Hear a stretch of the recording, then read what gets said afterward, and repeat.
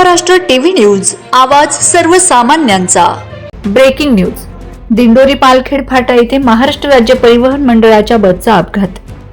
दिंडोरी तालुक्यातील पालखेड फाटा येथे महाराष्ट्र राज्य परिवहन मंडळाची बस क्रमांक MH07C9431 ही बस दिंडोरीकडे येत असताना पालखेड फाटा येथे सायंकाळी 5:30च्या सुमारास बसची स्टीअरिंग लॉक झाली आणि बस चालवित असताना तिचा स्टीअरिंग रॉड तुटला आणि बस रोडच्या बाजूला असलेल्या लाईटच्या खांबावर जाऊन धडकली।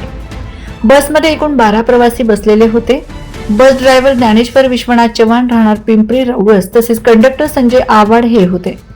ड्रायव्हरने प्रसंगावधान राखून त्याने स्वतःच्या जीवाची कुठलीही पर्वा न करता त्याने बस समोरील लाईटच्या खांबावर धडकावली।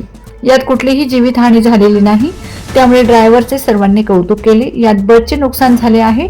सदरची बस ही पिंपळगाव कोराटेकडून दिंडोरीकडे येत होती। हा अपघात पालखेड फाटा येथे झालाय।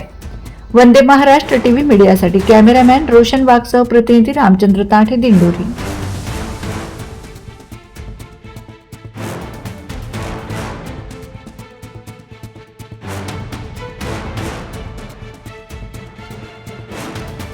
वंदे महाराष्ट्र टीव्ही न्यूज, आवाज सर्वसामान्यांचा। अशाच नवनवीन बातम्या पाहण्यासाठी आमच्या चॅनलला सबस्क्राइब करा, बेल आयकॉनला क्लिक करा।